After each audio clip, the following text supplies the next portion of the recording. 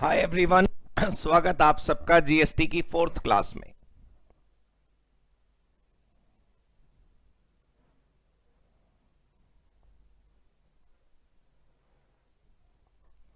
हाय Shashank, good morning Palak, good morning Ayush, good morning Nitesh, good morning everyone. Karan पूछ रहे हैं आप कहाँ गए? आ गया जी, मैं आ गया। यस, थोड़ा स्क्रीन स्प्लिट करना होता है हमें। मैं कल से 2 डिवाइस रख लूंगा तो अलग अलग सवाल जवाब मैं देख पाऊंगा आप सबके। Yes please.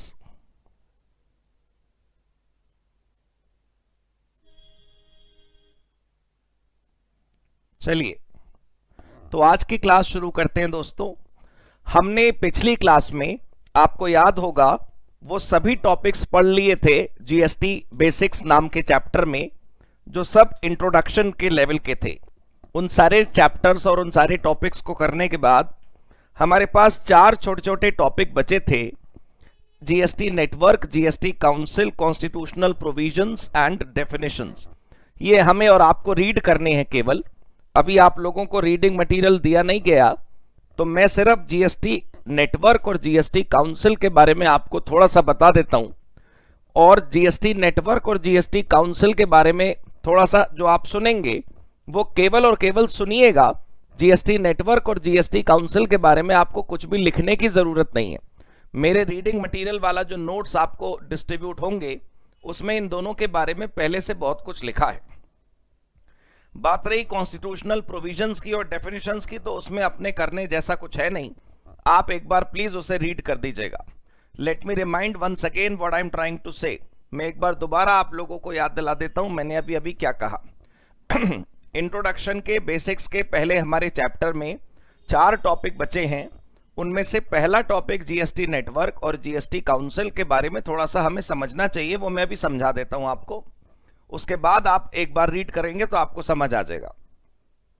कॉन्स्टिट्यूशनल प्रोविजंस और मेजर डेफिनेशंस, ये जो 2 हमारे टॉपिक्स हैं, इसमें मेरा और आपका कोई इन्वॉल्वमेंट का आवश्यकता नहीं है। आप प्लीज उसे रीड कर लीजिएगा जब भी आपको डिस्ट्रीब्यूट कर दिया जाए। तो सबसे पहले जीएसटी नेटवर्क के बारे में मैं आपको बताता हूं। देखिए, हमारे देश में जीएसटी का जो इंफ्रास्ट्रक्चर है, जो आईटी का इंफ्रास्ट्रक्चर है, उस आईटी के इंफ्रास्ट्रक्चर को हैंडल करने वाली ऑर्गेनाइजेशन जो है उसका नाम है जीएसटीएन। मैं आप लोगों को जीएसटीएन की वेबसाइट पर लेके जा रहा हूं। यह है जीएसटी की वेबसाइट, gst.gov.in, वो वाली वेबसाइट नहीं जिस पर हम रिटर्न भरते हैं। जीएसटी नेटवर्क नाम से एक ऑर्गेनाइजेशन है, ये उसकी वेबसाइट है। किसकी वेबसाइट है? जीएसटी नेटवर्क नाम से एक ऑर्गेनाइजेशन है। अक्सर इससे क्वेश्चन नहीं आता, लेकिन अगर आएगा तो हम पढ़ के चले जाते हैं ना, क्या प्रॉब्लम है? थोड़ा सा ज्यादा समझने में क्या दिक्कत है? जीएसटी नेटवर्क कौन है? एक ऐसी ऑर्गेनाइजेशन जिसका क्या काम है? इंफॉर्मेशन टेक्नोलॉजी, मतलब आईटी के इंफ्रास्ट्रक्चर को मैनेज करना, उसको मेंटेन करना। देखिए, आप जब आप जीएसटी नेटवर्क की वेबसाइट पर आएंगे तो यहां पर आपको मिलेगा अबाउट अस। अबाउट अस में हु वी आर पे क्लिक करते हैं और यहां पर आपको यह लिखा हुआ मिल जाएगा। ये देखिए, आप जीएसटी नेटवर्क ने क्या बनाया? Has built indirect taxation platform for GST to help taxpayers in India to prepare returns, file returns, make payments of indirect tax and do other compliances. आप लोगों के एग्जाम में एक बार क्वेश्चन आया, what are the functions of GST network. आपके exam में सवाल आया कि जीएसटी नेटवर्क के फंक्शंस क्या हैं। तो जीएसटी नेटवर्क के अलग अलग फंक्शंस नहीं है। जीएसटी नेटवर्क का एक ही फंक्शन है, इंफॉर्मेशन टेक्नोलॉजी के इंफ्रास्ट्रक्चर को मेंटेन करना। इंफॉर्मेशन टेक्नोलॉजी जिसकी हमें मदद की जरूरत पड़ती है जीएसटी को मैनेज करने के लिए। और जीएसटी नेटवर्क के इस फंक्शन की वजह से हमको क्या फैसिलिटी मिली कि हम अपना प्रिपेयर कर सकते हैं रिटर्न, फाइल कर सकते हैं रिटर्न, पेमेंट कर सकते हैं अपने टैक्स की, और बाकी कंप्लायंसेस कर सकते हैं। ये देखिए, it provides IT infrastructure and services to central and state government, taxpayers and other stakeholder for implementation of the GST. पिछले कुछ वर्षों में काफी बदलाव जीएसटी नेटवर्क में आया। 2018 तक, 2017 में जीएसटी आया, 2017 और 18 तक 2 साल तक ये एक 50-50 टाइप ऑफ ऑर्गेनाइजेशन थी। 51 और 49 गवर्नमेंट और नॉन गवर्नमेंट के पास था। लेकिन आज की डेट में अगर हम बात करें तो जीएसटी नेटवर्क एक ऐसी ऑर्गेनाइजेशन है जिसके 100% शेयर सरकार के पास है। Let me remind once again what I just said, it was not a government company in 2017 when it started. शुरुआत में ये सरकारी कंपनी नहीं थी। इनके कुछ शेयर आईसीआईसीआई के पास, कुछ शेयर एचडीएफसी के पास, कुछ शेयर एलआईसी ऑफ इंडिया के पास, कुछ शेयर एलआईसी हाउसिंग फाइनेंस के पास इनके शेयर थे। अगर आज भी आप गूगल करेंगे तो गूगल पर हम लिखेंगे share holding pattern of GST network, या एक क्लियर टेक्स करके वेबसाइट है, उस पे आज भी पुराना वाला ही जीएसटी की शेयर होल्डिंग लिखी हुई है। मैं आपको अभी दिखाता हूं। लेकिन मैं जीएसटी नेटवर्क के बारे में आपको बस इतना बताना चाहता हूं कि एग्जाम के लिए, एग्जाम के अंदर सिर्फ 2 ही सवाल बन सकते हैं इस टॉपिक से, सिर्फ 2 ही क्वेश्चन इससे क्रिएट हो सकते हैं इस टॉपिक से। पहला, जीएसटी नेटवर्क के फंक्शंस बताइए, पहला सवाल, और जीएसटी नेटवर्क की सिग्निफिकेंस बताइए। जीएसटी नेटवर्क क्या है, ये तो एक लाइन का आंसर है। बड़ा क्वेश्चन अगर एग्जाम में कभी बनेगा तो सिर्फ 2 बनेंगे, एक जीएसटी नेटवर्क के फंक्शंस बताइए और एक जीएसटी नेटवर्क के सिग्निफिकेंस बताइए। अब अगर मान लीजिए एग्जामिनर ने आपसे फंक्शंस पूछे तो भी और सिग्निफिकेंस पूछे तो भी आपको एक ही लिस्ट लिखनी है कि because of GST network we can file registration application, we can file return, we can create challan for tax payment, we can make the payment of tax, we can settle input tax credit, वो जो purchase वाला tax minus करा था, and we can generate business intelligence and analytics। ध्यान से सुनिएगा please थोड़ा, मैं आपको पढ़ के सुना रहा था उन चीजों के नाम, उन एक्टिविटीज के नाम जो हम नेटवर्क नाम की वेबसाइट के माध्यम से करते हैं। तो इन सारी चीजों में एक शब्द आया एनालिटिक्स। जीएसटी नेटवर्क नाम से जो ऑर्गेनाइजेशन है, क्योंकि वो जीएसटी की वेबसाइट मैनेज करती है, इसलिए इनको एनालिटिक्स भी ये लोग दे पाते हैं। कैसी एनालिटिक्स, मैं आपको दिखाता हूं। थोड़ा सा देखिए, मुझे 10 मिनट दे दीजिए इस टॉपिक के ऊपर। आप ये ना समझें कि हम कुछ लिख नहीं रहे तो आज की क्लास की प्रोडक्टिविटी खराब हो गई। क्यों लिखें जीएसटी नेटवर्क के बारे में, मोनोटोनस सा टॉपिक है। रीड करिएगा, आपके काम आएगा। लिखवाता मैं वो हूं जिसकी जरूरत है एग्जाम में डायरेक्ट, या जिसको प्रैक्टिकल क्वेश्चन सॉल्व करने में मदद आएगी। देखिए दोस्तों, जीएसटी के नेटवर्क की ये जो वेबसाइट है, ये देखिए आप, ये देख पा रहे हैं आप, 1.34 करोड़ टैक्स पेयर्स। मैं और जूम कर देता हूं आपके लिए। जीएसटी नेटवर्क मैंने अभी आपको बताया क्या काम करती है। ये हमें आईटी इंफ्रास्ट्रक्चर देती है जिससे हम रजिस्ट्रेशन कर सकते हैं जीएसटी का, रिटर्न फाइल कर सकते हैं, टैक्स का पेमेंट कर सकते हैं, इनपुट टैक्स का सेटलमेंट कर सकते हैं, और आखिरी मैंने काम क्या बताया था आपको, एनालिटिक्स पता चलती है हमें जीएसटी नेटवर्क के माध्यम से।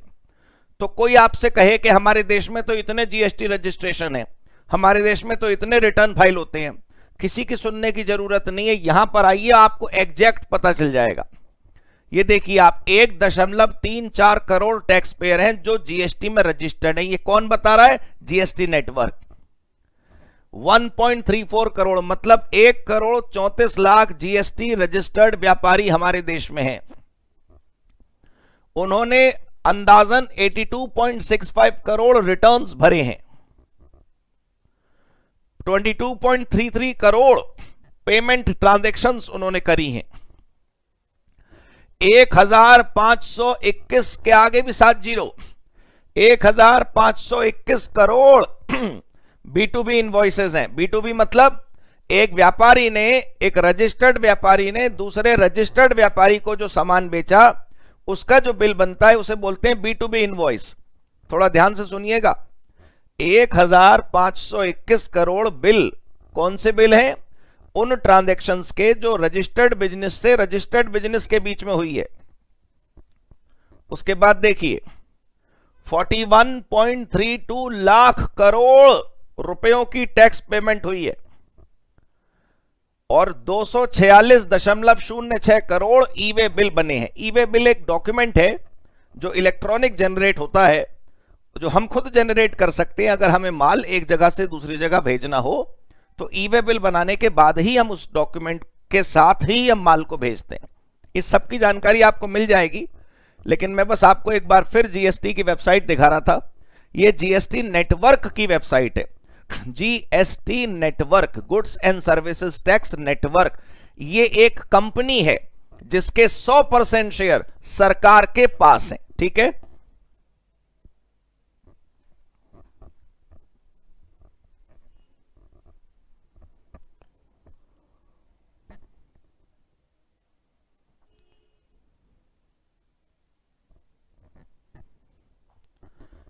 ये देखिए ये एक वेबसाइट है क्लियर टैक्स की। क्लियर टैक्स से मेरा कोई कमीशन नहीं बंधा है, मैं उनका विज्ञापन नहीं कर रहा, वो जीएसटी सुविधा प्रोवाइडर है। इनकी वेबसाइट पर ये पुरानी इंफॉर्मेशन मैं आपको इसलिए दिखा रहा हूं क्योंकि आपको एहसास हो सके कि क्या बदलाव आया है। जो इस समय अब अगले मिनट जो मैं बोलने जा रहा हूं, ये एक पुरानी जानकारी है। ये अब जानकारी खत्म हो चुकी। जो मैं फैक्ट्स बताने जा रहा हूं वो पुराने हो चुके, लेकिन पुराना इसलिए बता रहा हूं ताकि आपको नया का वैल्यू समझ आ सके। देखिए ये शेयर होल्डिंग पैटर्न है, पुराना share holding pattern GST network नाम की वेब कंपनी का। देखिए सेंट्रल गवर्नमेंट के पास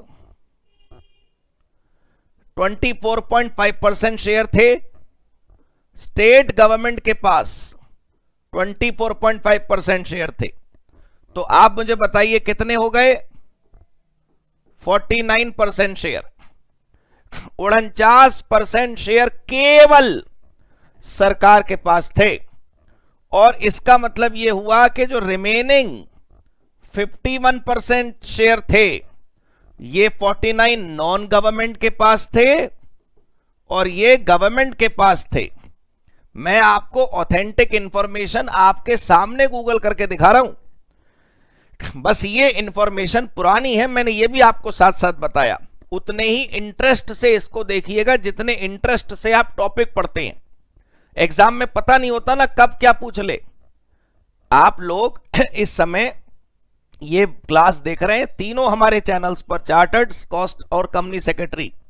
लेकिन आप सबको याद दिलाऊं, कॉस्ट अकाउंटेंसी वाले जो स्टूडेंट्स हैं, सीएमए वाले, उनके फाइनल के लॉ के पेपर में इस बार ऐसी ऐसी चीजें पूछ ली। बच्चा कह रहा था हम कोई जीके का पेपर देने आए हैं, अब जीके थोड़ी सी हम बढ़ाते हैं तो आप कहते हो बताओ ये फालतू की बात करा रहे हो। अरे अगर हमारे सिलेबस में जीएसटी नेटवर्क नाम की चीज है तो उसके बारे में दो जानकारियां ज्यादा लेने में क्या बुराई है। थोड़ा सा इसके बारे में समझ लीजिए, हमें और आपको आसानी होगी इससे समझने में। तो इसका मतलब क्या हुआ, 2018 से पहले जीएसटी नेटवर्क नाम की ऑर्गेनाइजेशन क्या थी बताइए? गैर सरकारी संस्था। ठीक है,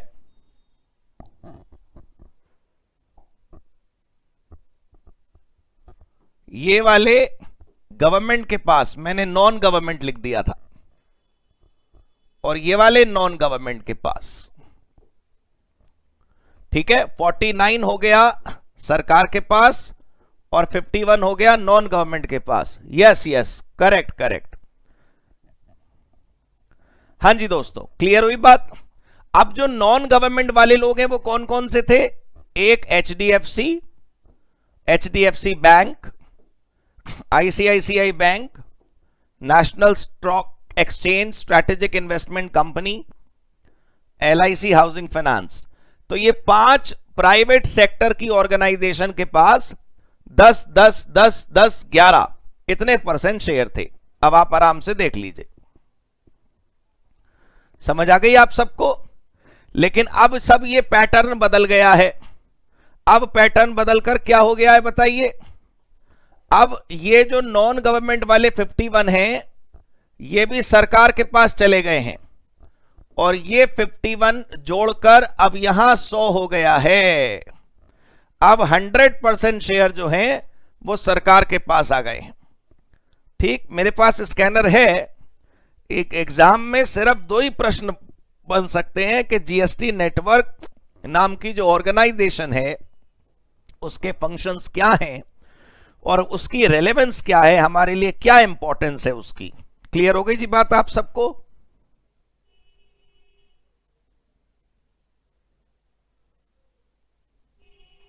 ठीक है।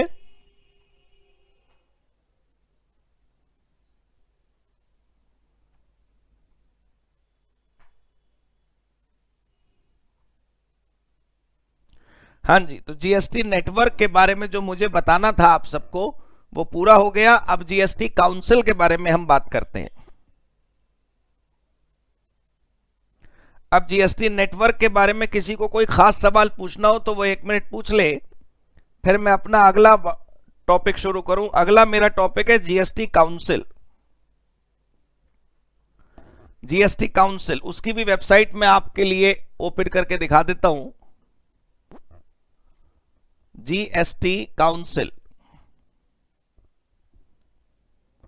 What is GST council? ये भाई जीएसटी काउंसिल की वेबसाइट है।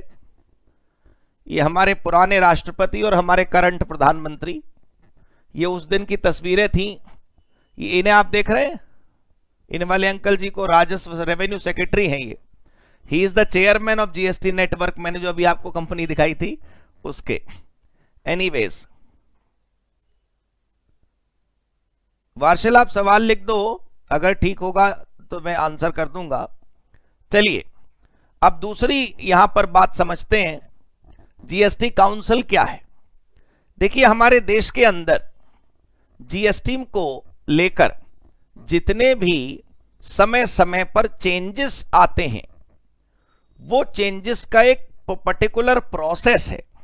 जैसे जीएसटी में किसी प्रोडक्ट, किसी गुड्स और सर्विसेज के रेट में कमी आ गई, 12% से वो 5% पर आ गया या 5% से 12% पर आ गया।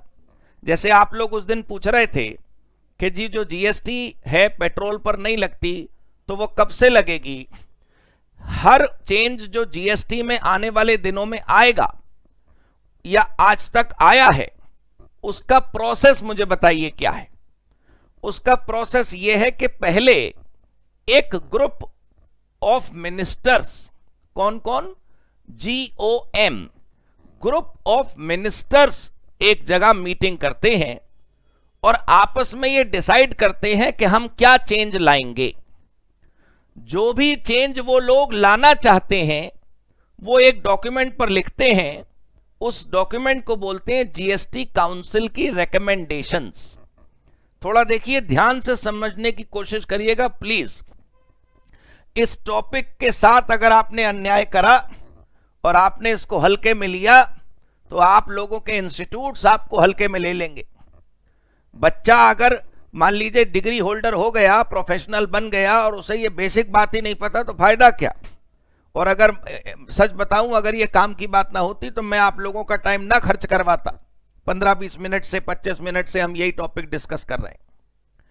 देखिए, ग्रुप ऑफ मिनिस्टर्स एक बनाया गया, वो जीएसटी में होने वाले बदलाव की लिए आपस में बैठक करता है और एक कंक्लूजन लेता है कि भाई मुझे ये वाले चेंजेस चाहिए।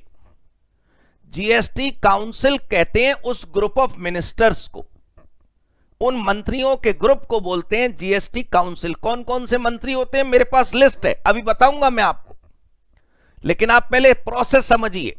जीएसटी काउंसिल मतलब एक ग्रुप ऑफ मिनिस्टर्स। क्या काम है उसका? To make recommendations, not to make the law, not to make the rules, not to make the changes, just to suggest the changes. जब भी कभी हमारे देश में जीएसटी काउंसिल की बैठक होती है, अब तक शायद 18 हो चुकी हैं, देख लेंगे जितनी भी हैं। जब भी हमारे देश में जीएसटी काउंसिल की बैठक होती हैं, मीटिंग्स होती हैं, तो हमें लगता है आज कुछ बदलाव आएगा, आज कुछ चेंजेस आएगा। अरे वो दोस्तों जो चेंज आता है वो असल में चेंज नहीं होता, चेंज की रिकमेंडेशंस होती हैं। मैं देखता हूं जीएसटी काउंसिल की बैठक मान लो दोपहर को 2 बजे शुरू हो, तो इकोनॉमिक टाइम्स का वो जो न्यूज बिजनेस न्यूज चैनल है, सीएनबीसी आवाज है, जी बिजनेस है, ये सारे चैनल जो हैं आने वाला है जीएसटी में बड़ा बदलाव। अरे भाई बदलाव कैसे आ जाएगा? जीएसटी काउंसिल को ये हक नहीं है कि वो जीएसटी में कोई भी बदलाव कर सके। Ladies and gentleman, boys and girls, please understand this truth. ये बिल्कुल सच है। जीएसटी काउंसिल केवल और केवल रेकमेंडेशंस करता है, ठीक है। अब रेकमेंडेशंस करने के बाद ये सेंट्रल गवर्नमेंट की मर्जी है कि वो इस रेकमेंडेशंस को मानता है या नहीं मानता। अब क्योंकि ग्रुप ऑफ मिनिस्टर्स में भी ज्यादातर लोग केंद्र सरकार के पक्ष में हैं, इसलिए कभी सेंट्रल गवर्नमेंट मना नहीं करती उन रिकमेंडेशंस को जो जीएसटी काउंसिल करती है। तो छोटी छोटी बातों को फटाफट रिवाइज कर लेते हैं। जीएसटी काउंसिल मतलब group of ministers, GST council मतलब ग्रुप ऑफ मिनिस्टर्स। दूसरी बात, जीएसटी काउंसिल का फंक्शन लॉ मेकिंग नहीं है, रूल मेकिंग नहीं है, चेंज डूइंग नहीं है। It only makes recommendations regarding GST changes. These recommendations go to central government, finance ministry के पास.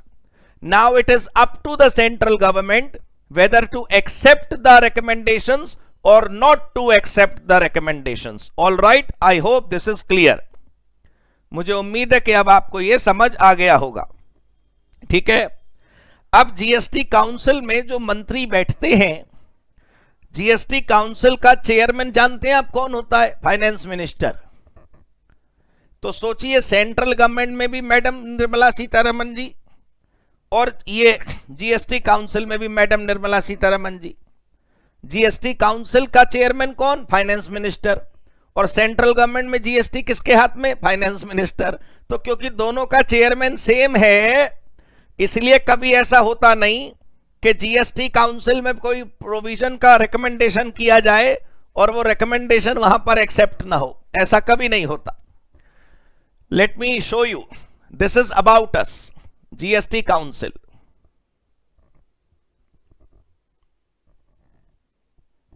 ये देखिए आप,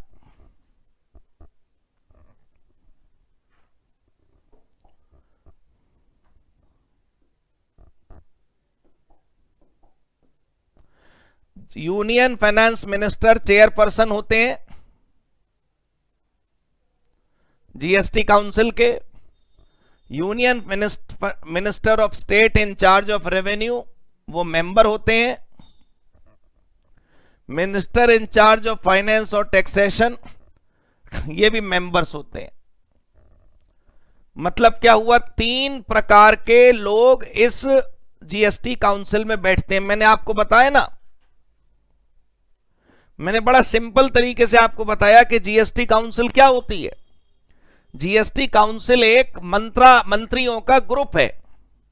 जीएसटी काउंसिल क्या है? मंत्रियों का ग्रुप ऑफ मिनिस्टर्स। और इसमें 3 तरह के मंत्री बैठते हैं। देखिए आप, पहला मंत्री चेयरमैन के रूप में बैठता है, union finance minister. Union finance minister मतलब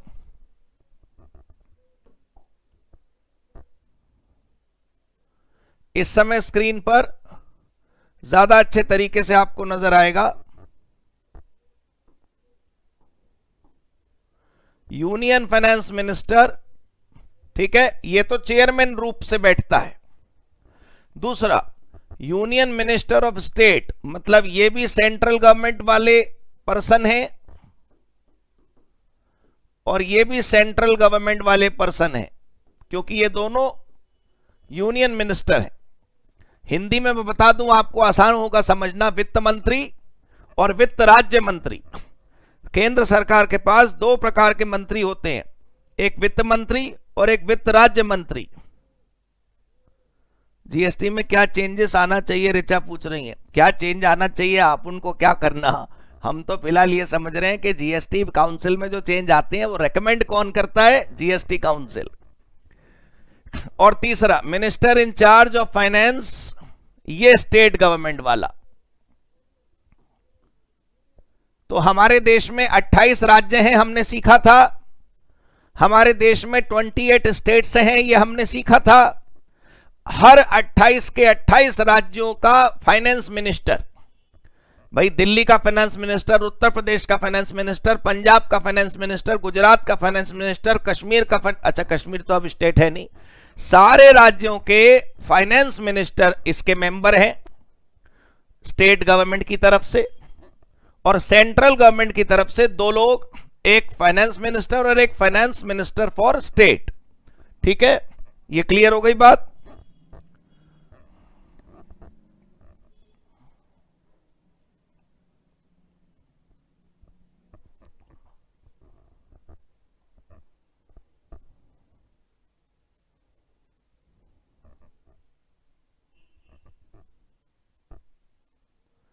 ये देखिए आप, फाइनेंस मिनिस्टर हमारे देश में, ये तो फाइनेंस मिनिस्टर हो गई, और इनके अलावा ये है minister of state, honourable minister of state doctor Bhagwat Krishnarao Karad, honourable minister of state Shri Pankaj Chaudhary. तो हमारे देश में एक फाइनेंस मिनिस्टर नहीं, हमारे देश में 3 फाइनेंस मिनिस्टर्स हैं। ये मुख्य फाइनेंस मिनिस्टर और ये दोनों उनके सहायक मंत्री, ऐसा समझ सकते हैं आप। ठीक, क्लियर हो गई जी बात? पक्का समझ आ गया? अब मैं कंक्लूड करता हूं जीएसटी काउंसिल को। जीएसटी काउंसिल को मैं कंक्लूड कर रहा हूं। आखिरी बार समझ लीजिए और सुन लीजिए कि जीएसटी काउंसिल क्या होती है। उसके बाद रजिस्ट्रेशन का नया चैप्टर शुरू करेंगे। पहले चैप्टर में कोई कैलकुलेशन वाला सवाल नहीं है, पहले चैप्टर में कोई प्रैक्टिकल क्वेश्चन नहीं है। पहले चैप्टर में आपको मेरे पढ़ाने के बाद क्या करना है वो मैं आपको अभी बता दूंगा। फिलहाल जीएसटी काउंसिल का मेरा कंक्लूडिंग लाइन जो है वो सुन लीजिए। जीएसटी के अंदर एक ग्रुप ऑफ मंत्रालय भारत सरकार ने बनाया बड़ी स्मार्टली।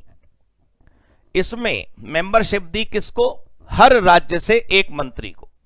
28 राज्य हैं तो 28 मंत्रियों को, हर राज्य का फाइनेंस मिनिस्टर इस ग्रुप में बिठा दिया। इससे क्या फायदा होगा कि हर राज्य से एक व्यक्ति जब यहां पर बैठता है तो कोई ये नहीं कह पाएगा कि हमारे साथ अन्याय हुआ, हमारे ऊपर सेंट्रल गवर्नमेंट ने प्रेशर कर दिया, जबरदस्ती हमारे ऊपर लॉ थोप दिया, जीएसटी हमारे ऊपर जबरदस्ती चिपका दिया गया। ये मैं कोई पॉलिटिकल बात नहीं कर रहा, लेकिन ये जो पक्ष और विपक्ष होता है ना, जो पार्टी सत्ता में नहीं होती वो एकदम से विरोध करती है कि ये जीएसटी गलत आया, ये जीएसटी गलत आया, ये जीएसटी गलत आया, ये गलत हो गया। उन राज्यों के फाइनेंस मिनिस्टर भी इस ग्रुप में बैठे होते हैं, उनकी सहमति से ही फैसले होते हैं।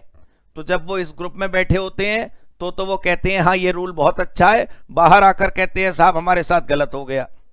पक्का क्लियर हो गई जी बात? क्लियर हो गई जी बात? पक्का समझ आ गया? अब दूसरी बात सुनो।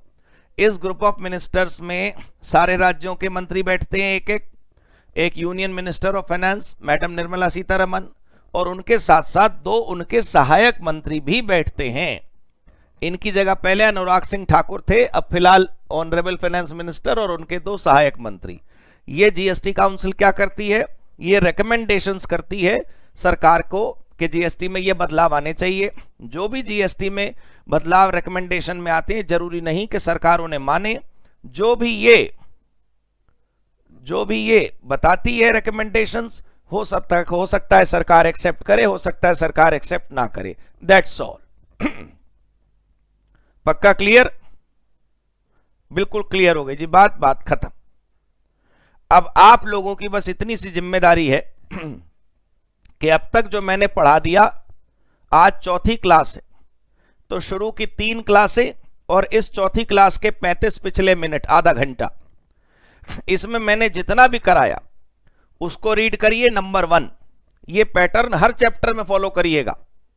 ये पैटर्न हर चैप्टर में फॉलो करिएगा। सबसे पहले वो पढ़िए जो मैंने हैंड रिटन लिखवाया है। वो हैंड रिटन नहीं है दोस्तों, सफलता की चाबी है।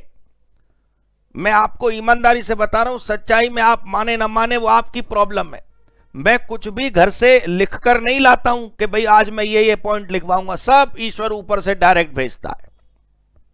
किताब मेरे सामने रहती है कि मैं कुछ भूल लूं तो भाई किताब मेरा सहारा हो जाए, लेकिन आप यकीन मानिए कि आप जो लिख रहे हैं उससे ही नंबर आएंगे ज्यादा से ज्यादा। दूसरा काम क्या करना है, जब मेरा हैंड रिटन लिख लो, फिर मेरी रीडिंग मटेरियल वाला जो किताब में जो कुछ ऐसी हेडिंग्स हैं जो आपको पढ़नी चाहिए, वो पूरी एक रीडिंग लगा लो चैप्टर की, बहुत कम पेजेस में है, टू द पॉइंट। मैंने अपनी बुक में बातें लिखी हैं जीएसटी काउंसिल के ऊपर, 9.9-10 पॉइंट है और उसमें जीएसटी काउंसिल का सारा संसार समाया है, वो रीड कर लीजिएगा।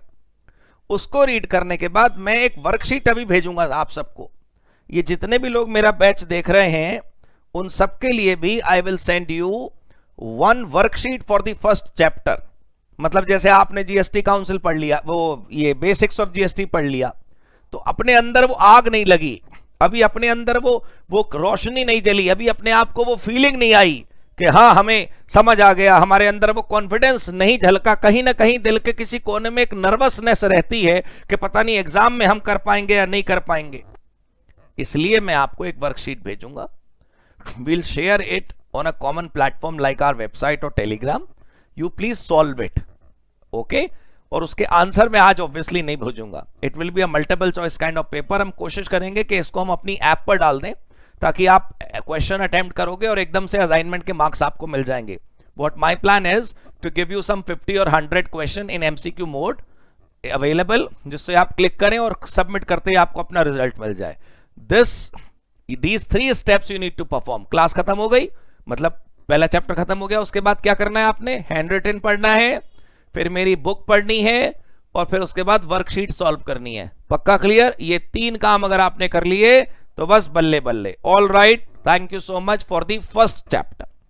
अब मेरे इंडेक्स के मुताबिक दूसरा चैप्टर हम शुरू कर रहे हैं, रजिस्ट्रेशन।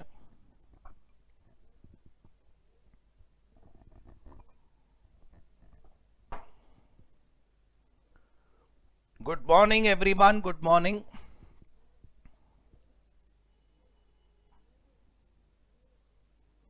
ऋचा सिंह ने बहुत बढ़िया डेफिनेशन बताया।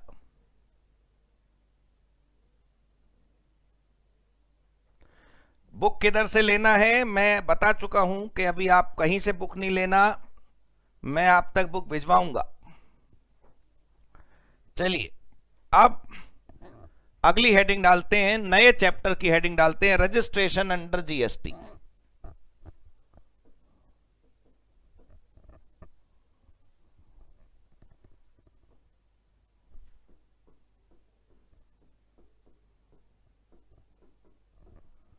रजिस्ट्रेशन, ठीक है। चैप्टर की हेडिंग डालिए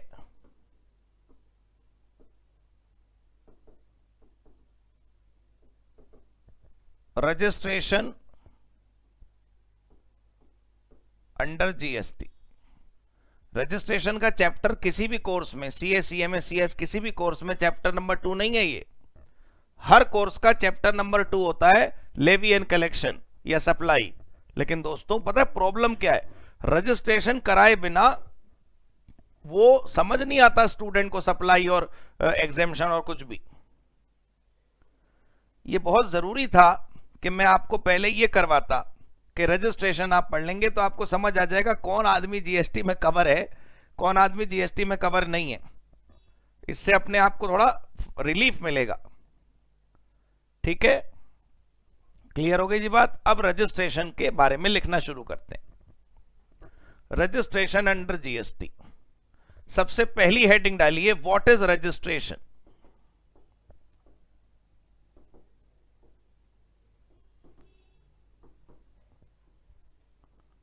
रजिस्ट्रेशन का मतलब क्या है? What is registration? What is registration? What is registration? लिख लिया आपने हेडिंग। अब मेरी बात सुनिए, हमारे देश में क्या, वैसे तो ज्यादातर देशों में, लेकिन फिर भी हम अपने देश की बात करते हैं। हमारे देश में जो टैक्स है वो एक सेल्फ डिक्लेरेटरी सिस्टम है, सेल्फ डिक्लेरेशन पर चलता है। जो भी आप डिक्लेयर करोगे प्राइमरीली सरकार उसको सच मान लेगी। जो भी आप सरकार को बोलोगे भाई मैंने ये सेल करी और मैंने जज साहब ये परचेज करी, भाई आपने देखा ना अभी 1,35,00,000 जीएसटी रजिस्टर्ड व्यापारी हैं देश में। आज की क्लास में देखा आपने 1,35,00,000 35 लाख। इतना स्टाफ तो है नहीं ना जीएसटी वालों के पास, 1 करोड़ लोग तो है नहीं ना जो हर आदमी के पास जा जाकर देखेंगे हाँ भाई क्या चल रहा है जीएसटी में, दुकान कहां है तुम्हारी, दिखाओ, इंस्पेक्शन करना है। हर किसी के पास तो सरकारी अधिकारी आकर देख नहीं सकता। तो जब तक सरकार आपके पास आकर इंस्पेक्शन नहीं कर लेती, जब तक सरकार आपके पास आकर छापा नहीं मार लेती, जब तक सरकार आपके पास आकर सवाल जवाब नहीं कर लेती, तब तक तो जो आपने बता दिया वो सच है ना। मेरी बात सुनिएगा, सोचिएगा, समझिएगा प्लीज। वैसे मुझे बोलने का हक नहीं दूसरे सब्जेक्ट में, लेकिन इनकम टैक्स में एक एग्जेम्पशन वो है, डिडक्शन एग्जेम्पशन जो भी होती होगी, आय में छूट मिलती है 2 बच्चों के चिल्ड्रन एजुकेशन अलाउंस नाम से, ठीक है, 2 बालकों तक। अब मान लो किसी के बालक ही ना हो और फिर भी वो चिल्ड्रन एजुकेशन अलाउंस नाम से डिडक्शन ले ले, तो सरकार तो चेक करने आती है ना 2 बालक हैं या नहीं। देखिए सरकार चेक करने नहीं आती, लेकिन अगर आ गई तो फिर आप कहीं के नहीं बचोगे।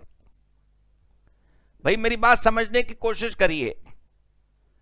इलेक्ट्रॉनिक व्हीकल खरीदने पर छूट मिलती है इनकम टैक्स में, तो आप उसमें इनकम टैक्स में आपने डिक्लेयर कर दिया कि भाई मैंने ना इलेक्ट्रॉनिक कार खरीदी है, इलेक्ट्रिक व्हीकल खरीदा है, इसलिए मुझे छूट मिलनी चाहिए। आपने डिक्लेयर कर दिया, सरकार ने मान लिया, आपको छूट भी दे दी, इनकम टैक्स का रिफंड भी बन गया, आ भी गया। लेकिन ये तब तक है जब तक सरकार आपसे आकर सवाल नहीं पूछ रही। कभी कोई सरकारी अधिकारी आ गया रेट डालने, मान लो आ गया और कह रहा हाँ भाई जरा कार दिखाइए आपकी, कौन सी खरीदी आपने, कौन सा इलेक्ट्रिक व्हीकल खरीदा आपने, आप फिर बोलोगे नहीं वो तो मैंने ना कल बेच दिया। वो कहेंगे डॉक्यूमेंट दिखाओ, तो होंगे नहीं हमारे पास। फिर लगाएगी सरकार अच्छे से तगड़े तरीके से टैक्स आपके ऊपर। तो जैसा सेल्फ डिक्लेरेशन वाला सिस्टम इनकम टैक्स में है, बिल्कुल वैसा ही सेल्फ डिक्लेरेशन वाला सिस्टम जीएसटी में है। सरकार नहीं आती देखने कि आप कपड़ा बेचते हो या प्लास्टिक। आपको अपनी ईमानदारी दिखाने के लिए खुद जाना पड़ता है इंटरनेट पर और एक सरकार की वेबसाइट पर जाकर खुद एक फॉर्म भरना पड़ता है कि मैं व्यापारी हूं, मेरा टर्नओवर इतने लाख रुपए को पार करता है, मुझे रजिस्ट्रेशन नंबर चाहिए, ये लो मेरे पेपर्स। ये आप लोग अपने इंटरेस्ट में करते हैं, क्योंकि अगर आपके शोरूम पे एक दिन जीएसटी कमिश्नर ऑफिस से गाड़ी आई तो फिर पता नहीं आपकी दुकान का क्या होगा और आपका क्या होगा। तो सबसे पहले तो जब कोई मासूम बालक ये पूछता है कि रजिस्ट्रेशन क्या होता है, तो उसका जवाब क्या होना चाहिए, registration means acquiring a registration number. Registration means creating an identity in the GST portal. भाई आप सरकार को बताओ कि कैसे, कि मेरे इतने रुपए का सामान बिका, मेरे इतने रुपए की परचेज हुई। इसलिए जीएसटी में रजिस्ट्रेशन नंबर लेने के लिए जो प्रोसेस है उसका नाम है रजिस्ट्रेशन। आइए लिखना शुरू करते हैं। What is registration? Point 1,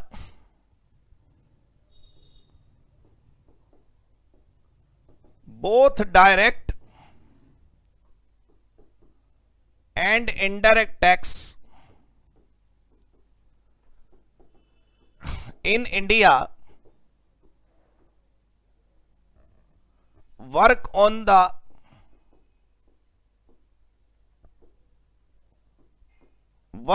the concept of self-declaration. Both direct and indirect tax in India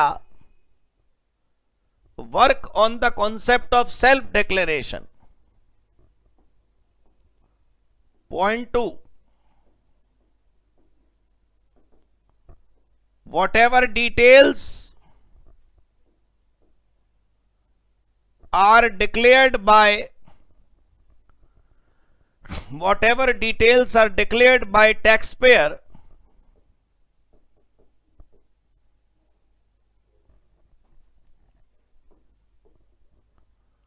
also called assessee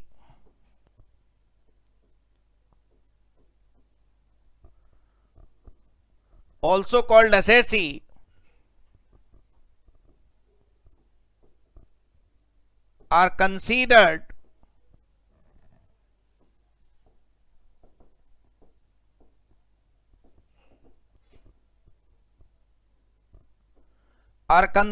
prima facie correct.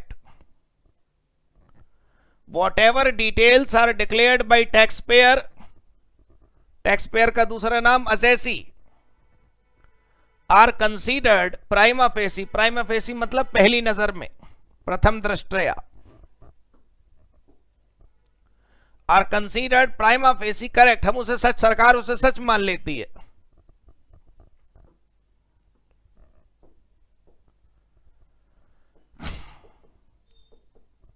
All the details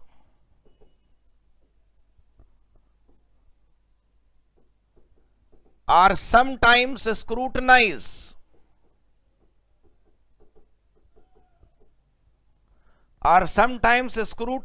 by government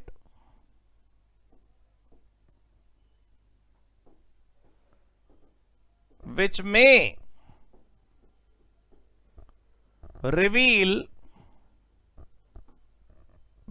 reveal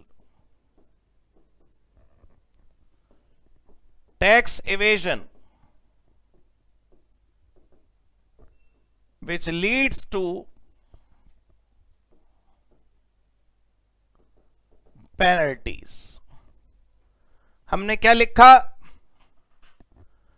All the details are sometimes scrutinized by government which may reveal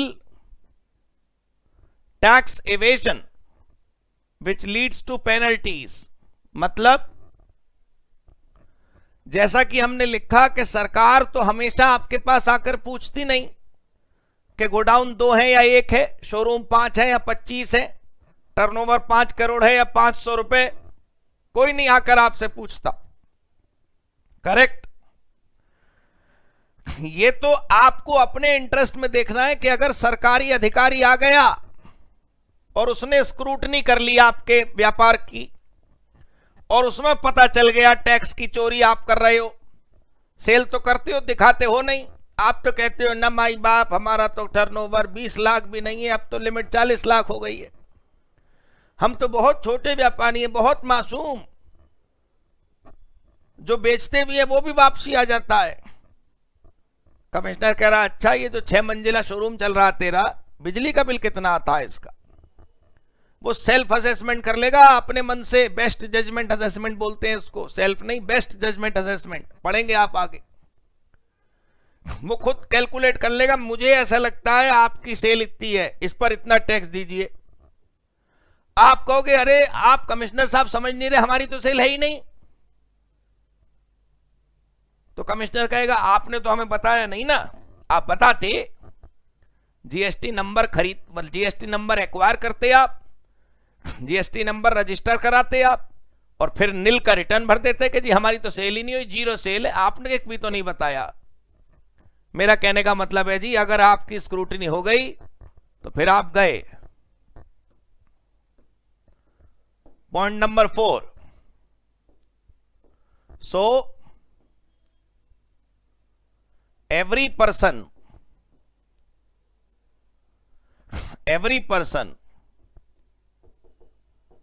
who is liable to register under GST and perform GST compliances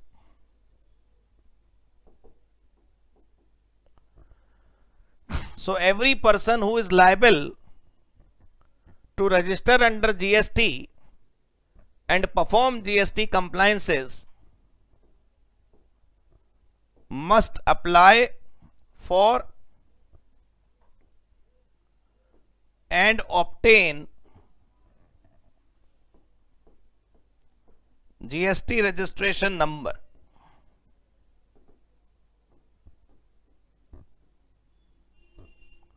Which is called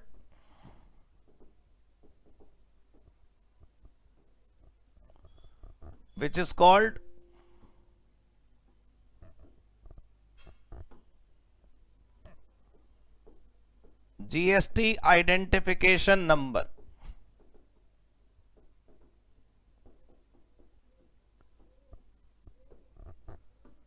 इसको हम GSTIN भी कह सकते हैं। जिस भी व्यक्ति को कानूनन लायबिलिटी है जीएसटी में रजिस्टर कराने की, वो अपना रजिस्ट्रेशन करा ले चुपचाप। नहीं कराएगा तो वो स्क्रूटनी वाले दिन फंसेगा। ठीक है भाई, ये लाइन लिख लो। So every person who is liable to registered under GST and perform GST compliances must apply for and obtain GST registration number which is called GST identification number. Clear हो गई बात?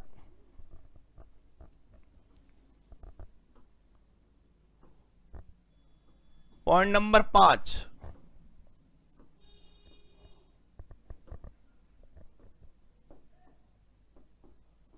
so GST registration means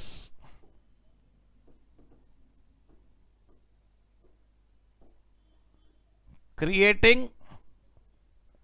an identity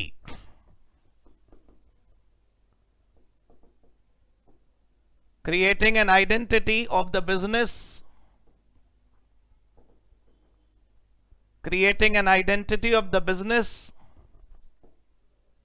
so that it can be recognized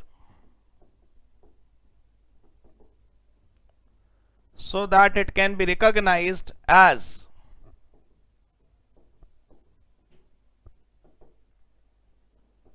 a registered business. थोड़ी सी image building भी तो होती है ना। Registration का मतलब है कि हमारी एक आइडेंटिटी है बनाना, so that it can be recognized as a registered business, ताकि ये रजिस्टर्ड बिजनेस के रूप में रिकॉग्नाइज हो सके। क्लियर हो गई जी बात? Point number 6,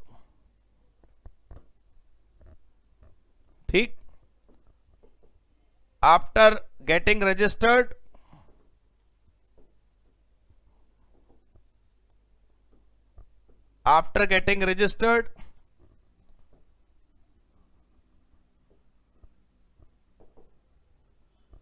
every registered business get username and password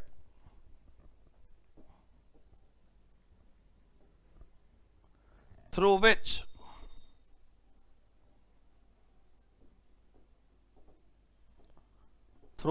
one can log in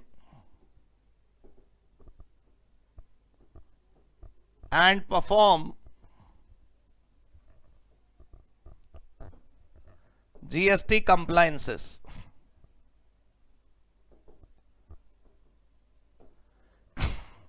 पता है आपको जीएसटी कंप्लायंस से व्यापारी क्यों दुखी है भारत में?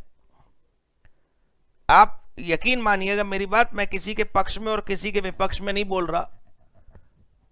व्यापारी जीएसटी से वही दुखी है जो जीएसटी की सारी हैंडलिंग खुद करना चाहता है।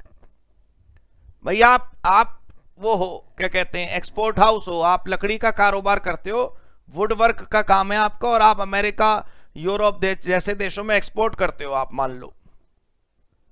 तो यार आप अपना एक्सपोर्ट पे ध्यान दो ना। अब आप इस पर भी ध्यान दोगे कि आपकी जीएसटी क्या चल रही है, अकाउंटिंग कैसे, अरे वो उसका काम आप सीए, सीएमए, सीएस को दो, तब तो आपका कारोबार बढ़ेगा और तब तो आपके काम में ट्रांसपेरेंसी और क्लीनलीनेस आएगी। ये व्यापारी को लगता है बड़ा इजी है, कुछ करना तो है नहीं, लॉगिन पासवर्ड मिल गया, 4 बटन दबाए, रिटर्न भर गया। ठीक है, देखने से बहुत कुछ लगता है, इसलिए आदमी दुखी है। ये समझ आ गया जी, बिल्कुल क्लियर, पक्का। चलिए अगला point, point number 7,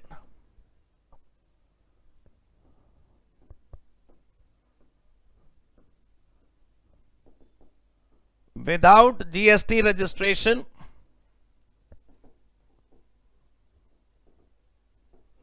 without GST registration,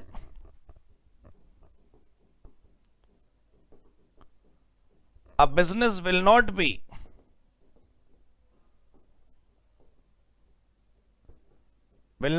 able to collect GST from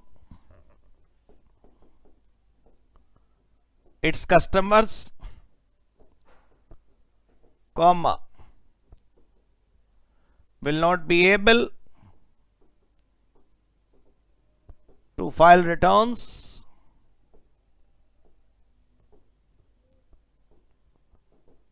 and will not be able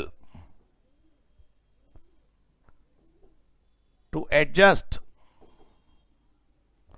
input tax from output tax. ये लाइन थोड़ा देखकर यस यस कर दीजिएगा, मुझे एहसास रहे इस बात का कि आपको समझ आ रहा है। आपने लिखा है कि अगर हम जीएसटी रजिस्ट्रेशन नहीं कराते तो सबसे पहली प्रॉब्लम कि हम जीएसटी कलेक्ट नहीं कर पाएंगे कस्टमर से, फिर हम अपना रिटर्न नहीं भर पाएंगे, और सबसे बड़ी बात वो जो सेल वाले टैक्स में से परचेज वाला टैक्स माइनस हो रहा था वो एडजस्ट नहीं कर पाएंगे।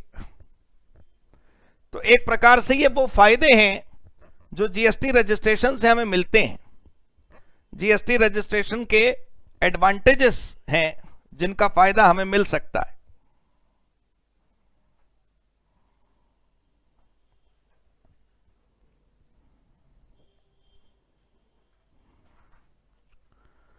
ठीक है, क्लियर हो गई जी बात।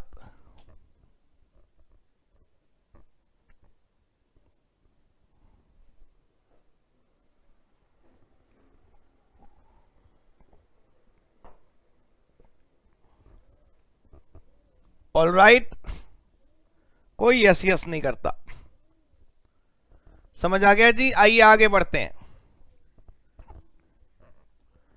ये हमारी हेडिंग थी व्हाट इज रजिस्ट्रेशन। अब अगली हेडिंग डालिएगा what are the advantages of registration.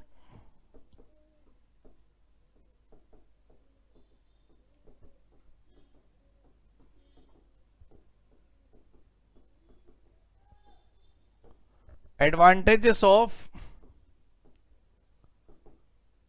GST registration।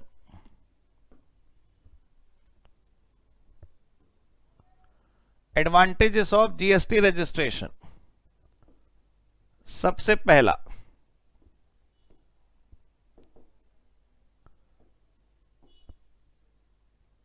registered business can take benefit of input tax credit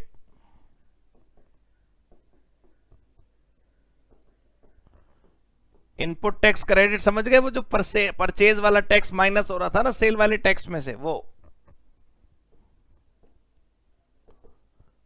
registered business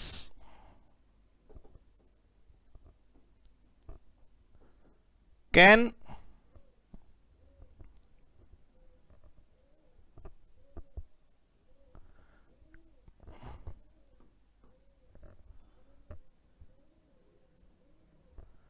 collect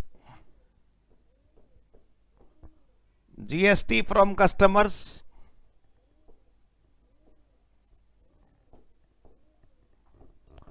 point 3,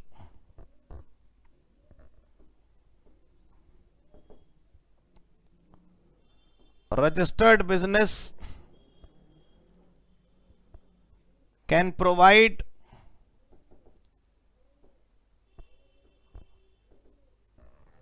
benefit of input tax credit to others। ये जो पहला और तीसरा point है वो सुनने में आपको सिमिलर लगेंगे।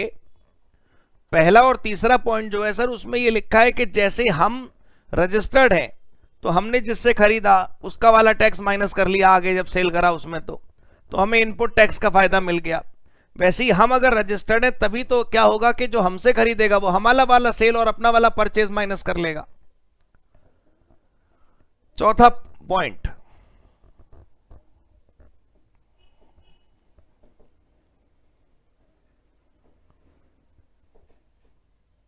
Registered business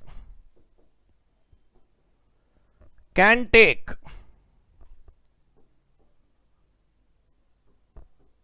government and other contracts easily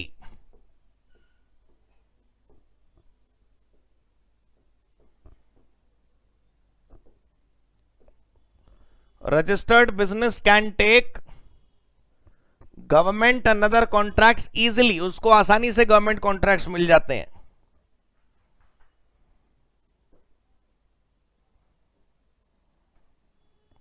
right, clear. बस एक पॉइंट और है,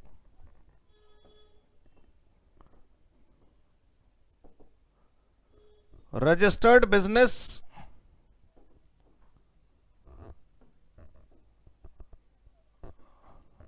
gains good public image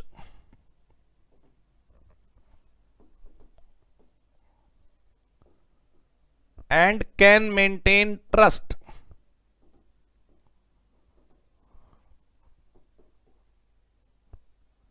in the market।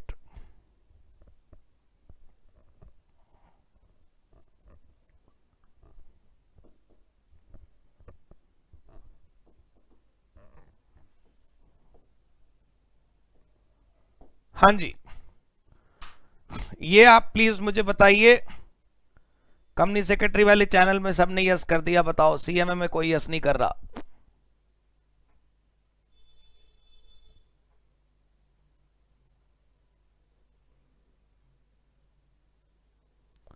कर दिया जी, कर दिया। हाँ जी, फर्स्ट और सेकंड पॉइंट दोबारा समझना है। पहले आप फोर्थ और फिफ्थ लिख लो, बल्कि मेरे को लग रहा था थर्ड में मुश्किल होगी आपको समझने में। भाई सेकेंड पॉइंट में तो यह है कि हम कस्टमर से टैक्स नहीं कलेक्ट कर सकते अगर हम जीएसटी रजिस्टर्ड नहीं है। तो मैं चाहता हूं कि मैं 1, 2 और 3 ये 3 दोबारा समझाऊं। बस पहले आप फटाफट फोर्थ एंड फिफ्थ लिख लीजिए। Registered business can take government and other contract easily. सरकार जैसे प्रेफरेंस देगी ना उन लोगों को, उन कॉन्ट्रैक्टर्स को जो जीएसटी में रजिस्टर्ड है, और मार्केट में तुम्हारी एक इमेज बनेगी अगर तुम जीएसटी में रजिस्टर्ड हो तो।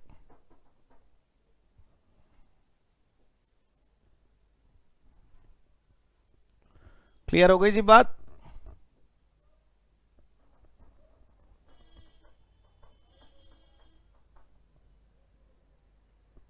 ओके, चलो अब देखो, मैं ये कहना चाहता हूं, पहले तुम मेरे सेकंड पॉइंट का मतलब समझ लो दोबारा। सेकंड पॉइंट में है registered business can collect GST from customer. पता है क्या होता है, कई बार हमने देखा है, आपने भी देखा होगा, किसी शॉप पर आप जाइए जो आपको देखने से नहीं लगता कि ये जीएसटी में रजिस्टर्ड होगी, वो भी पर्ची काट के ना जीएसटी जोड़ देता उसमें। किसी रेडीमेड गारमेंट की दुकान पर आप जाइए और थोड़ा सा महंगा सामान आप उससे खरीदिएगा, और ना खरीदना हो तो कम से कम बिल बनवाने तक रुक जाना और फिर वापस आ जाना।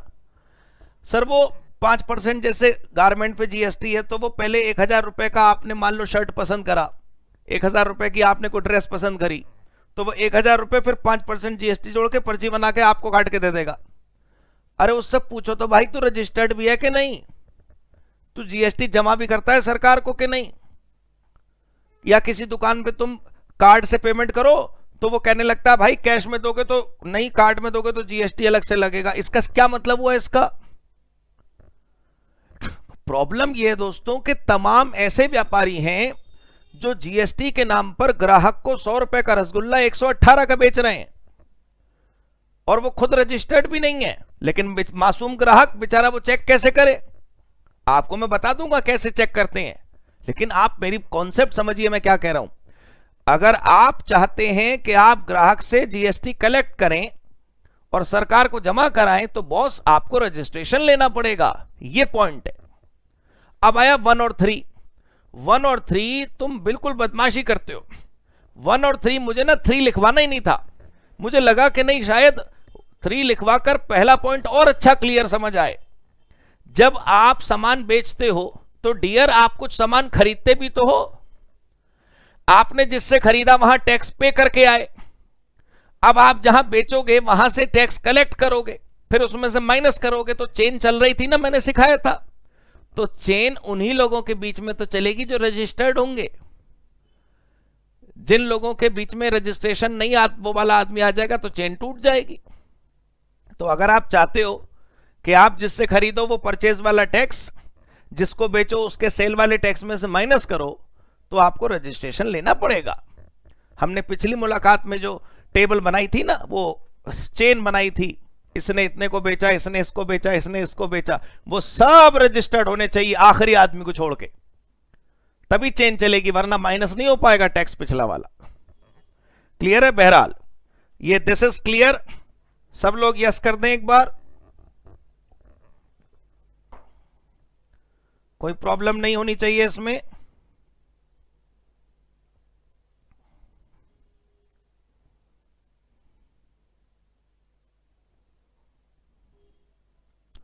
अब अगली हेडिंग,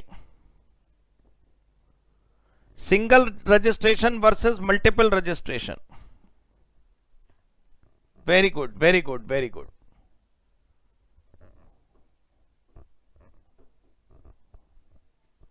जी जी जी, बस हो गया, यस हो गया।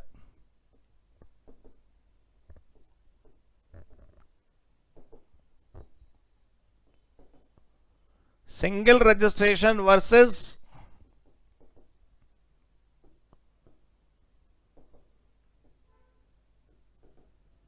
Multiple registration. Single registration versus multiple registration.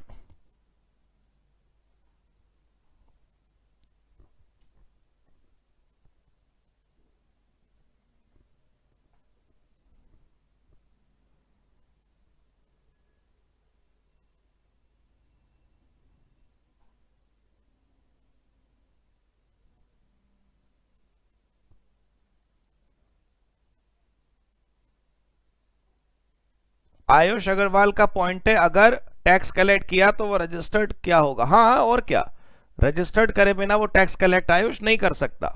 ठीक है, अब देखो भाई सब लोग, single registration versus multiple registration, ये क्या होता है? सबसे पहले मैं आपको एक बात धीरे धीरे करके, 2 बातें मुझे बतानी है, पहले मैं बता दूं बस, फिर उसके बाद उसको नोट कर दें। मान लो आपका बिजनेस एक ही स्टेट के अंदर है, आप उत्तर प्रदेश में ही हो, बस उत्तर प्रदेश की एक मोटी आसामी हो, आसामी मतलब अ बिग बिजनेसमैन, बहुत पैसा आप पे, तो कई सारे बिजनेस आपके चल रहे हैं। 1-2 फैक्ट्री है आपकी कपड़े की, एक फैक्ट्री है आपकी प्लास्टिक की, एक फैक्ट्री है आपकी पेपर की, अलग अलग, लेकिन सब यूपी में।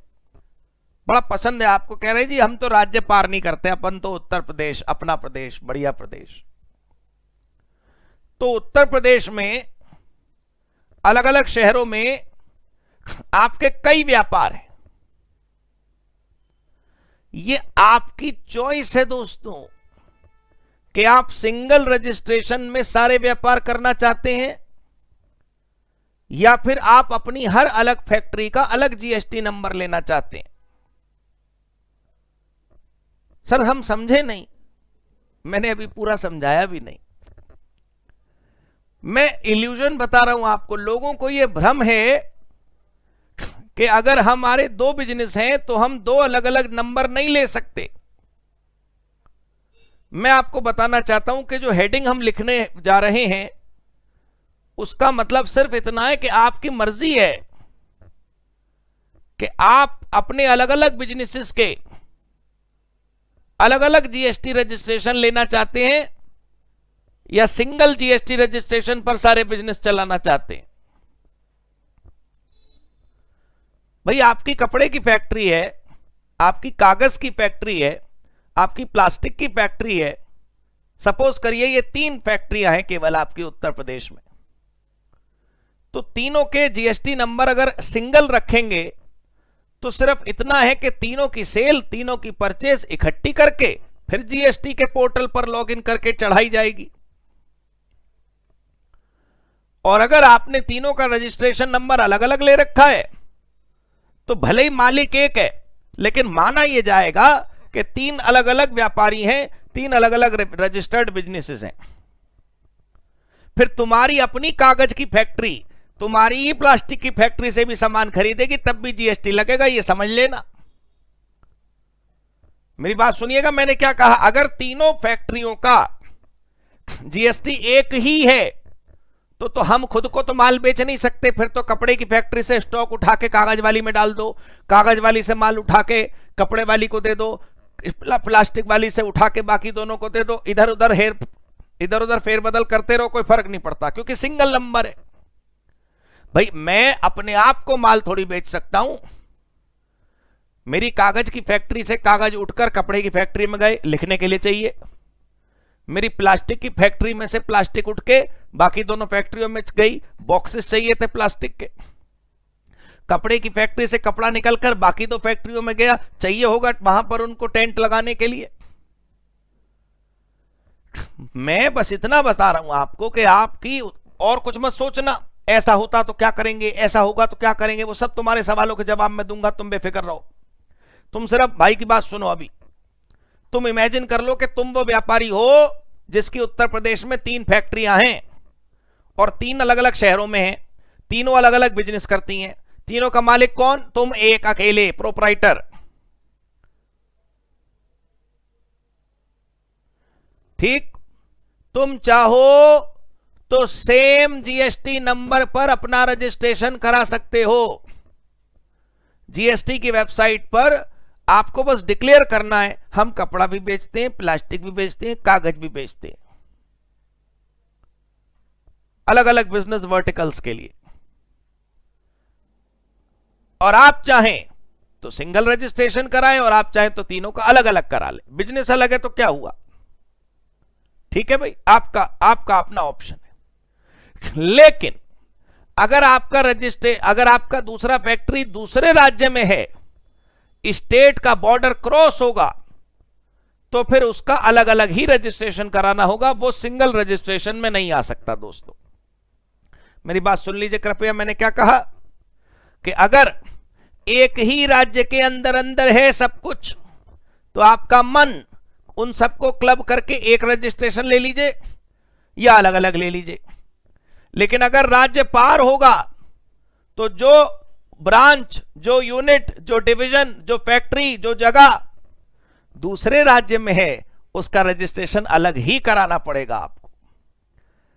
रविजीत सिंह का सवाल है, सेम रजिस्ट्रेशन कैसे हो सकता है अगर अलग अलग बिजनेस है? बिल्कुल हो सकता है भाई, तो मैं बता रहा हूं आपको। क्लियर हो गई जी बात, पक्का समझ आ गया भाई। मैंने तो चलो 3 फैक्ट्रियां अलग अलग शहरों में बताई रविजीत, और आप सब लोग भी सुने, जो रिकॉर्डिंग देख रहे हैं वो भी सुने। आप इमेजिन करो आपकी तीनों फैक्ट्री यूपी में होती, इंडस्ट्रियल एरिया में, plot number 301, plot number 302, plot number 303, तो जरूरी नहीं है डियर कि आप तीनों का रजिस्ट्रेशन अलग अलग कराएं। हमारा एक प्लांट है, हम अलग अलग चीजें बनाते हैं, क्या फर्क पड़ता है, मल्टी बिजनेस फर्म है हम। आइए चलिए, खैर, single registration versus multiple registration. अब एक कंपनी 4-5 प्रोडक्ट बनाती है तो जरूरी नहीं कि 5 के लिए अलग जीएसटी नंबर ले। चलिए भाई, पॉइंट 1 लिखते हैं। If a business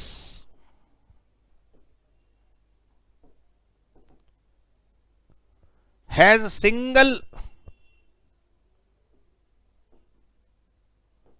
location, if a business has single location, अगर एक बिजनेस का सिंगल लोकेशन है, ठीक है, कॉमा, comma,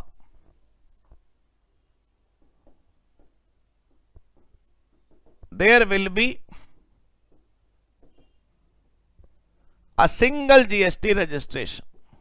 पहले मैंने वो पॉइंट लिखवाया जिसमें कोई पंगा है ही नहीं. If a business has single location, एक ही लोकेशन है, एक ही जगह हमारा बिजनेस है, there will be a single GST registration, no problem.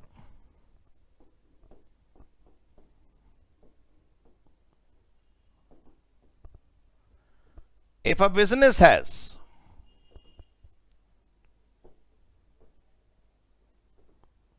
single location, multiple businesses, multiple business lines. If a business has single location, multiple business lines,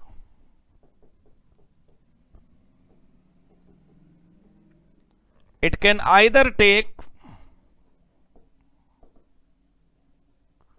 single registration or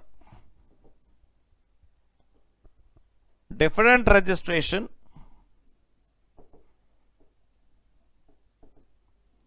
single registration or different registration for each product line, for each product line.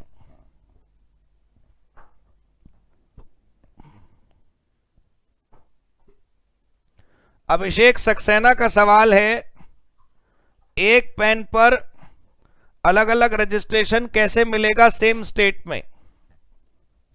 ऐसे मिलेगा कि हम जितनी बार हमें registration number चाहिए उतनी बार GST में registration form भरेंगे, मिल जाएगा. 10 से ज्यादा फाइलें मेरे पास ऐसी हैं, I am a practising chartered accountant, जिनके एक ही राज्य में, दिल्ली में ही अलग अलग बिजनेस है और उनके अलग अलग जीएसटी नंबर है. कभी कभी मेल वो गलत आईडी से हमें भेज देते, फिर हम देखते हैं अरे ये तो उसका परचेज फाइल है, ये इस वाले बिजनेस में तुमने चिपका दिया. सपोज करो अभिषेक, तुमने एक क्लाइंट का जीएसटी रजिस्ट्रेशन कर दिया, उसका एक बिजनेस एक राज्य में है, अब उसी राज्य में वो दूसरा रजिस्ट्रेशन भी करना चाहता है, सेम पेन पर सेम राज्य में दूसरा जीएसटी अप्लाई करने की कोशिश करो, सिस्टम डिसअलाउ करेगा ही नहीं. सिस्टम पूरा फॉर्म एक्सेप्ट कर लेगा, दूसरा नंबर इशू कर देगा आपको. बस क्या होगा, पूरे के पूरे जीएसटी नंबर में आखिर में 01, 02, 03 होता रहता है. अच्छा, अमन त्यागी का प्रश्न है, suppose we have two business in one state and we have taken single registration for both, but later we open a branch of one business in another state, so we have to, yes Aman, when you move to another state you have to take another registration for that branch only, Aman. Akhilesh, we have 3 factories in one state and another 2 factories in another state, so it means only 2 registrations are needed. Absolutely Akhilesh, बिल्कुल. If state code different then separate registration number होगा. हाँ वही तो SPT, राज्य बदलोगे तो registration दूसरा कराना ही पड़ेगा, मैंडेटरी, क्योंकि वो स्टेट कोड बदलेगा. अर्पित मल्होत्रा कह रहे हैं जी इंटर्नशिप कर लें आपकी फर्म में, मैंने तो वैकेंसी निकाली थी अभी कुछ दिन पहले. बहुत सारा सीवी आया, आप लोगों का बहुत बहुत धन्यवाद. वसीम रहमान, अच्छा बोर्ड नहीं दिख रहा, मैंने जगह थोड़ा सा, ठीक है, ये क्लियर हो गई जी बात. पहले मैंने बताया एक लोकेशन, ठीक है, और एक बिजनेस. फिर मैंने बताया एक लोकेशन मल्टीपल बिजनेस. ओके, चलिए point 3.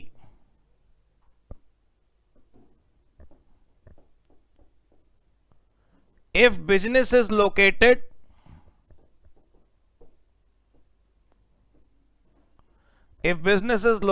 at multiple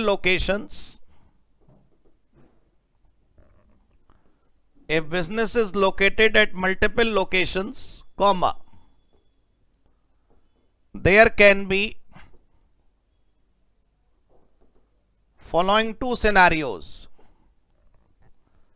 There can be following two scenarios. There can be following two scenarios. दो सिनेरियो हो सकते हैं.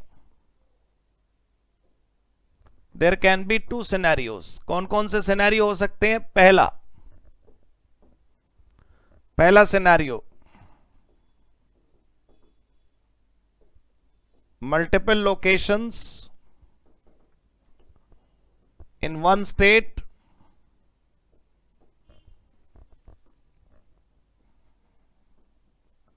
where it is our choice whether to take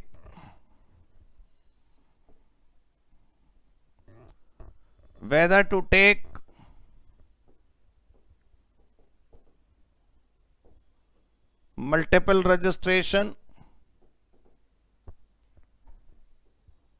for all locations,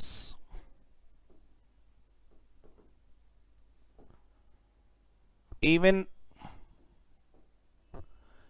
की जरूरत नहीं है, हम तो सेम स्टेट की बात कर ही रहे हैं. फॉर ऑल लोकेशंस, और we can take a single registration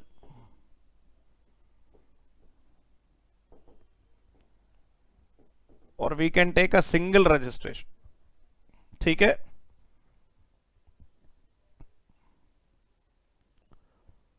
share and learn with Jatin. GST कोई भी मतलब मेरा क्लास जिस समय लाइव है उस समय देख लो आप, फिर उसके बाद हटा दिया जाएगा. ठीक है. चलो बी.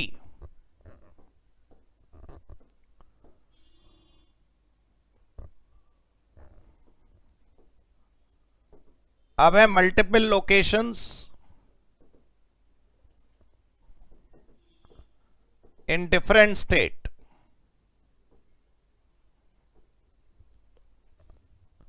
अगर अलग अलग राज्यों की बात है,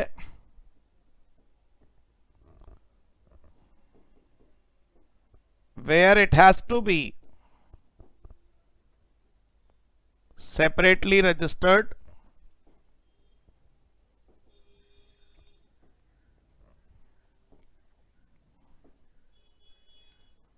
for each state as state code will differ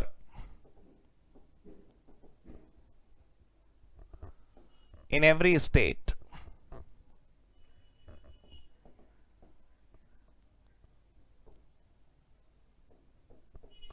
State code will differ in every state.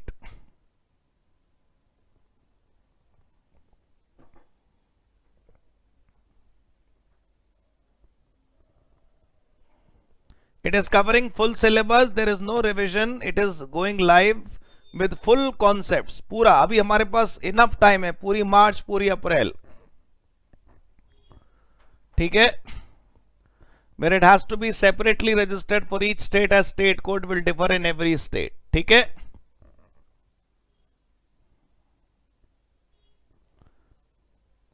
In different state question आया जी. There are different GST registration number mandatory, but which is profitable in intra-state case to have single or multiple registration? Single. DMart जैसी company multiple state में multiple locations में है तो उन्हें each state का GST registration कराना होगा. यस शिशिर. हर company जो अलग अलग राज्यों में है, इतनी सारी कंपनियां हैं जो अलग अलग राज्यों में है, उन सबको अलग अलग कराना होगा. वसीम कह रहे हैं रजिस्ट्रेशन तो पैन कार्ड पे ही होता है. हाँ, तो अगर वसीम ऐसा है ना, तुम्हारे पास एक PAN card as a proprietor ऐसा पोज करो और तुम्हारे अलग अलग बिजनेस हैं, तुम अलग अलग नंबर लेना चाहते हो, तो पैन कार्ड सेम रहेगा, बस तुम जो रजिस्ट्रेशन लेते जाओगे उसके रजिस्ट्रेशन की डिजिट के एंड में 1 2 3 4 ऐसे होता चला जाएगा. क्लियर हो गई जी बात? पक्का. Point number 4.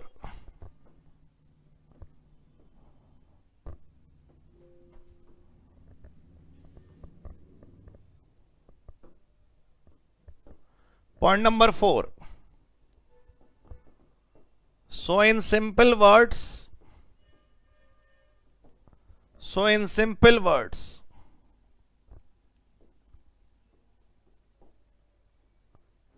same state will give us a choice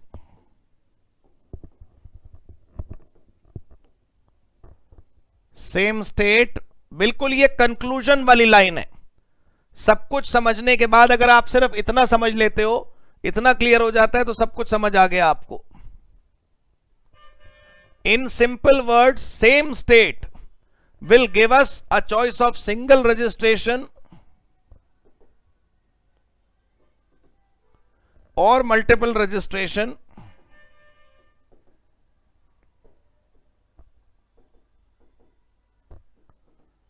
but if state changes,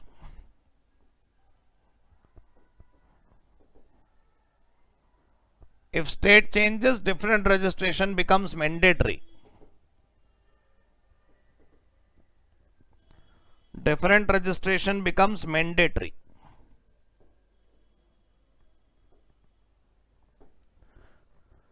हाँ जी दोस्तों, क्लियर। शशांक का सवाल है वी मार्ट भी अलग अलग लोकेशन पे है तो उसका भी अलग अलग। हाँ, आप शशांक, वी मार्ट अलग अलग राज्यों में है, विशाल अलग अलग राज्यों में है, बिग बाजार अलग अलग राज्यों में है, रिलायंस अलग अलग राज्यों में है। तुम वहां खरीद के बिल निकलवाओ और बिल पे टॉप पे जीएसटी नंबर छपा होगा, तुम देख लेना। पता है आप लोगों को मैं बताऊं, यहां पर मैं ना सारी जानकारी एक ही हेडिंग में कैसे खोल दूं। तुम्हें मैं पढ़ाऊंगा कि जीएसटी नंबर का स्ट्रक्चर क्या होता है। शुरू के 2 अंक जो हैं, शुरू की 2 डिजिट जो हैं, वो स्टेट कोड होती है, राज्य का कोड। 07 दिल्ली का कोड है, 09 उत्तर प्रदेश का कोड है। तो अगर तुम्हारी ब्रांच दिल्ली और यूपी दोनों में है तो सेम 07 पे दोनों जगह के बिल नहीं कट सकते और सेम 09 पे दोनों जगह के बिल नहीं कट सकते। It will be 07 here and 09 there. Clear हो गई जी बात। ये हेडिंग पूरी हुई। अब आप हेडिंग लिखिएगा turnover limit for GST registration. अच्छा, समय तो हो गया, हेडिंग लिख देते हैं turnover limit for GST registration. आज का कोई सवाल तो नहीं है आपको? क्लास शुरू होने में थोड़ा 10 मिनट की देरी थी, लेकिन आई ट्राई के ऐसा आगे ना हो। और आपको याद दिला दूं कि ये क्लासेस मंडे टू फ्राइडे होती हैं। कल शनिवार है, ठीक है, तो ये क्लास अब सोमवार को होगी। अब हेडिंग डाल दीजिए आप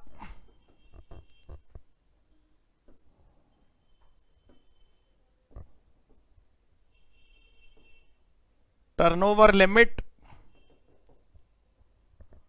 फॉर जीएसटी रजिस्ट्रेशन। वीकेंड पर हम पूरी कोशिश करेंगे कि आपको सारे नोट्स, सारी किताबें कैसे पहुंचेंगी, ये सबका सिस्टम फाइनलाइज कर दें। Turnover limit for GST registration.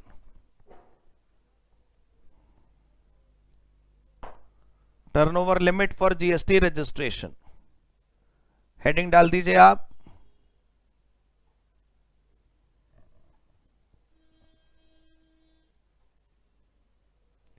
Ashok Raj पूछ रहे हैं can we understand the company have how many GST registration on the basis of GST number as every last 3 digit are different. नहीं अशोक, सिर्फ जीएसटी नंबर देख के you can not find out, you need to bring out the PAN. आप company का PAN number उठाओ और उस pan number से जीएसटी की वेबसाइट पे सर्च करो कि इस पैन पर कितने जीएसटी। मैं कल आपको दिखा दूंगा, ठीक है। सेकेंड पॉइंट डी,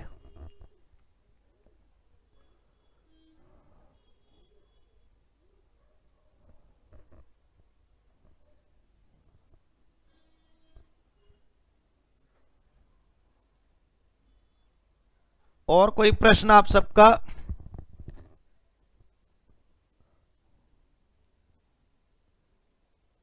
हाँ, कंपनी अपने आप को जीएसटी डी लिस्ट से हटा भी सकती है।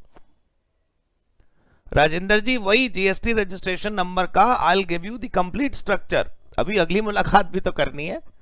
फाइन दोस्तों, so thank you so much, God bless you, good bye, thank you.